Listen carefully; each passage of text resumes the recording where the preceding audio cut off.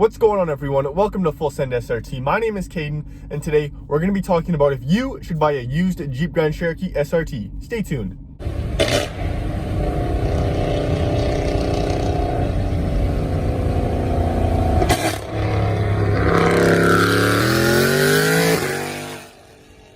Okay, so like I said, we're going to be discussing if you should buy a used Jeep Grand Cherokee SRT. I've owned the 2018 SRT since new back in 2018. I bought it for around that $94,000 price point Canadian. That's about $75,000 American for my American friends. I have about 21,000 kilometers, 14,000 miles on it, and it's been a very reliable vehicle so far. But I have heard all sorts of stories about used Grand Cherokee SRTs and how they have problems and maintenance issues. So today I thought I would go over my experience so far with this Grand Cherokee and then come to a conclusion if you should consider buying one used. Now, before we get into the video, make sure to hit that subscribe button, hit that like button, and let's get right into if you should be buying a used Grand Cherokee SRT. Now, a little bit of history about the Jeep Grand Cherokee SRT. The first Jeep Grand Cherokee SRT was manufactured back in 2007, I believe. It had the naturally aspirated V8 Hemi, I think, with around 425 horsepower. So they have been making this SRT for close to, 13, 14 years now. So they have pretty much perfected the vehicle. So then the question comes to our heads. Why do we hear all about the horror stories of the Jeep Grand Cherokee SRTs breaking down and costing thousands to fix? Now, here's a timeline of the Jeep Grand Cherokee SRT models. First, 2007, WK1. Then, we finally changed up the style in 2012 to the new body style. This body style was considered the WK2 model. Now, we had this WK2 model up until 2017, where in 2017, they gave us the WK2 facelift. The main differences in 2017 would be the front bumper. You can see we have the 3 new vents in the bumper, and the Grand Cherokee SRT was overall just updated to look a little bit more modern. Also, we have an updated infotainment system, and the interior is fairly similar. So how come we hear about all of these stories of Grand Cherokees falling apart, the carbon fiber trim coming off, and all of that? Well, that's because when they started in 2012 up until 2016, they did have their fair share of issues. In a lot of those models, the WK1 pre-facelift, they actually had the carbon fiber trim peel off on some vehicles. This resulted in very upset customers because when you pay upwards of $80,000 to $90,000 for a vehicle, you do not expect the carbon fiber trim to peel off. I also heard that dealers were actually charging upwards of $2,000 to replace it all, and this would happen in like the first 6 months of ownership, which is absolutely ridiculous. But in 2017 and up, those models, the WK2 facelift, they have fixed all those issues. I've owned this vehicle for 3 years now, and I haven't had one issue with it, except for the one guy that tried to steal my rims and broke off 3 of my lug nuts, and my wheel almost fell off. That is not Jeep's fault. So let's get down to business. Which model should you buy? Now, I love all the models. I love the WK1, the 2, and the 2 facelift. But which one is right for you?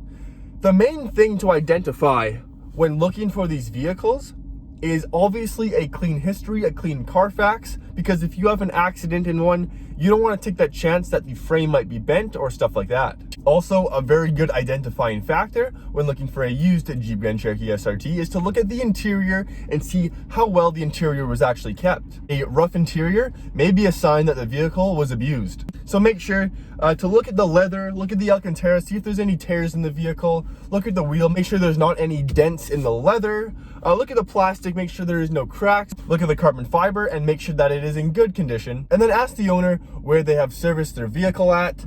Make sure that they don't take it to like their local auto body that just does every vehicle.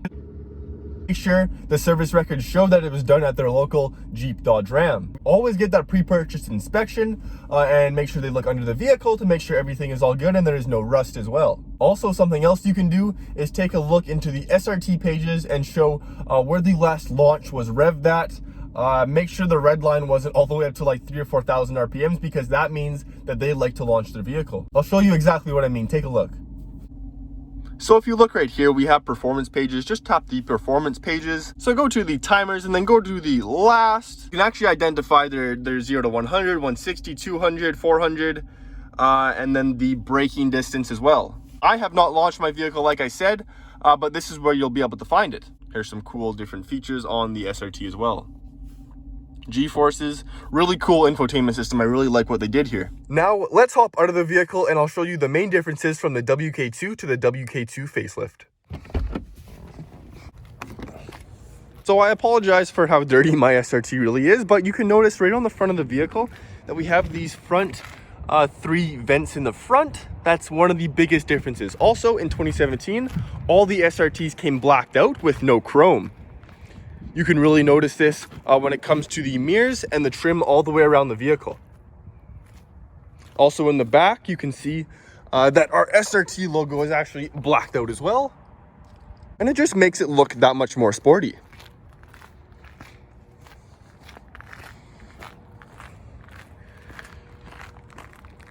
Also on my vehicle, I have done the mod of putting a 3M wrap on the hood. This is actually a clear wrap, but it actually makes it appear satin black.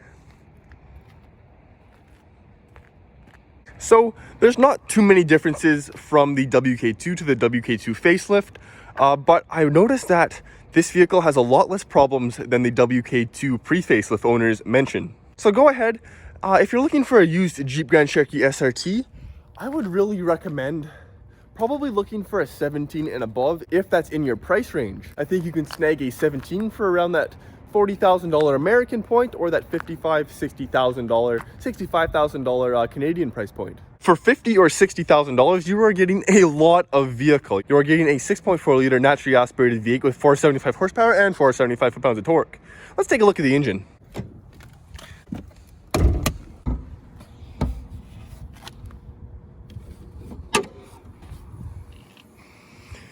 Very dirty again, but as you can see, here is the naturally aspirated 6.4 Hemi with 475 horsepower and 475 torque. A really easy mod you can do that adds about 20 extra horsepower is get a cold air intake, and that will really beefing up the horsepower for pretty cheap.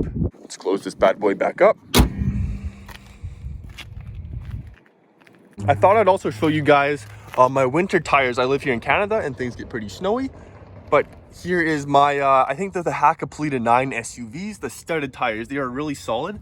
And if you guys are looking for a really good winter tire and you have lots of ice and snow where you live, check out the Hakkapeliitta 9 SUVs. So my final verdict on buying a used Jeep Grand Cherokee SRT is to find one with preferably less than 50,000 kilometers or 35,000 miles. Also, when looking for one, like I said, make sure you find one that does not show signs of abuse and wear and tear. Because it is true, these vehicles can be pretty expensive to work on considering they are a performance vehicle. So make sure to do your due diligence and get those inspections done and look for yourself. Also, you can kind of judge by the owner of the vehicle. It's not always certain that you can, but sometimes you can judge by the owner of the vehicle to see if they've really hammered on the vehicle. So again, just use your basic street smarts and see what they're kind of like. This has been one of the most reliable vehicles I have ever owned.